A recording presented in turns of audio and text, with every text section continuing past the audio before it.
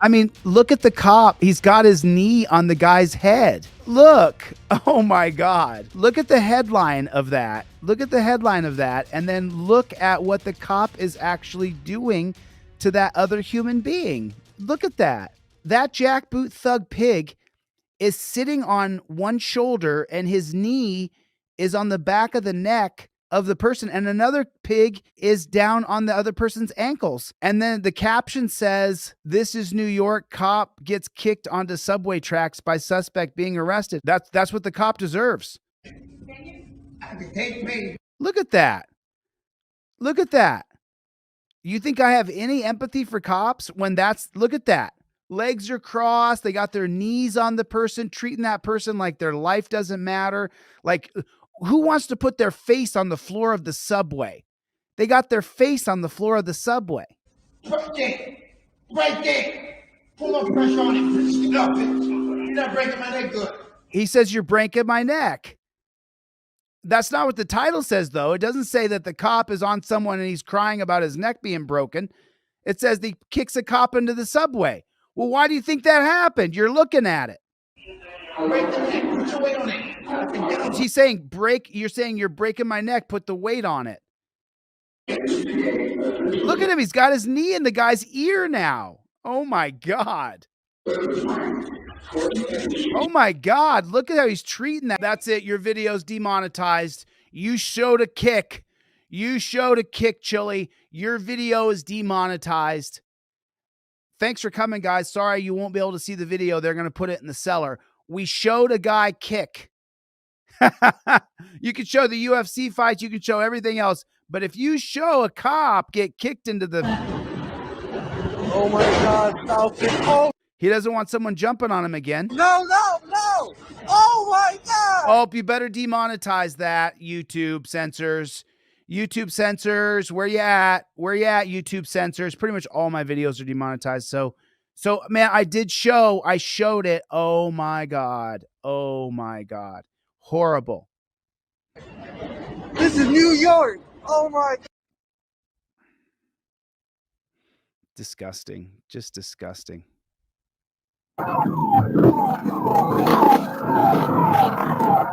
So I saw this one yesterday. I don't know if this is on a different channel, but I already saw this 2 days ago, 3 days ago, this exact same video. This pig pit maneuvers another car.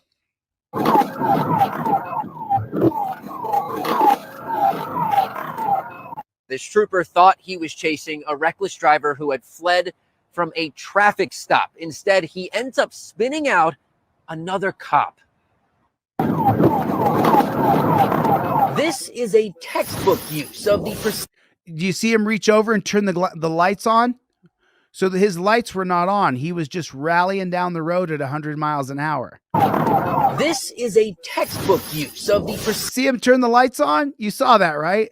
Precision immobilization technique that are known as a pit maneuver, but they normally aren't used against other law enforcement officers. Oh, I didn't see your lights. You didn't see your lights? Because his lights weren't on. He turned them on after he got pit maneuvered. This incident happened on November 29th. Florida Highway Patrol received reports of a car that fled a traffic stop and was driving recklessly. After a bit of driving and following directions from dispatch, the trooper recording this dashcam video gets behind a dark-colored Kia and begins to follow. They leave the 826 and continue eastbound on Northwest 167th Street before making a left turn to go north on Northwest 12th Avenue. So the cop in the car being chased doesn't realize he's being chased by a cop car? So stupid. It's such a scam.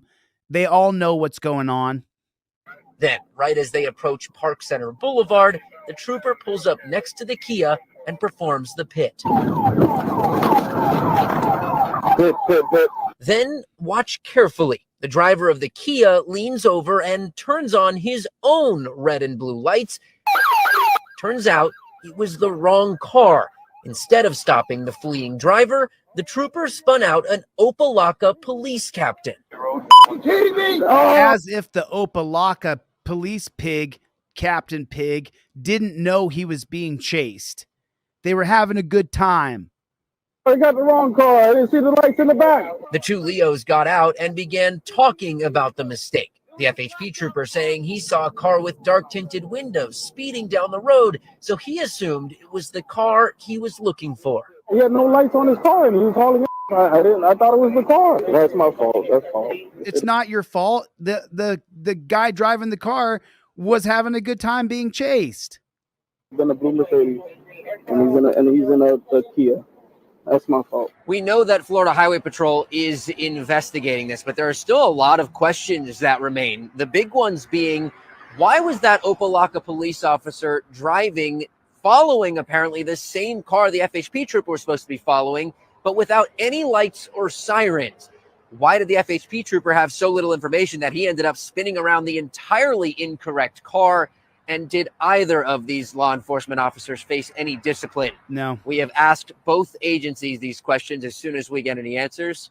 No, they don't. They don't have to face any sort of repercussions. It's just absolutely so atrociously bad. When the cop asks you for ID and there's no probable cause, that's the whole reason why you have this card in your wallet. Whether you got it from me for free or you paid $8 for it, that's how much the card is, $8. You have this card in your wallet, this $8 solution for the pig who says, give me your ID right now, I'm suspicious of you. Well, unless you've actually broken the law, you don't have to give the pig your ID. You say, yo, you want my ID? Okay, give me 1 second. Can I get it out of my wallet? Pig says, sure. You reach in your wallet, you pull out the Fifth Amendment cop card because it's yellow and black. You can't mistake it. Then you say, here you go, sir, number 4. Cop demands ID, says he has reasonable articulable suspicion. I plead the Fifth Amendment. I identify as good citizen while I'm filming. No ID is required. And then there's the law in the navy blue. The reason you have this card in your wallet is for the moment the cop asks you for ID and you know for a fact you don't have to give it because you haven't broken any laws. You're not driving the car. You've committed no probable cause. There's no reason for me to give my ID to this pig. So instead of giving your ID, you simply give him number 4 on the Fifth Amendment cop card and you put it right in his mug. You either read it to him or you put it in his hand. It's only $8, just above what it costs me to produce them. So I made these badass cards. They're like a credit card. And I was like, man, I finally have a product where I'm going to make some profit on it. So I was selling these for $30 and I was making profit because my cost is just under $8. And so I was like, man, these cards are great. I'm finally going to make some money. And so I started off by lowering them a little bit and lowering them a little bit. And now I'm down to $8. I still make some money, not a lot, but I make some money and I'm happy with that. But then you have the card in your wallet. And so then you have number 4 ready to go for that jackboot thug pig. And look, you know, I make money. This is how I make money.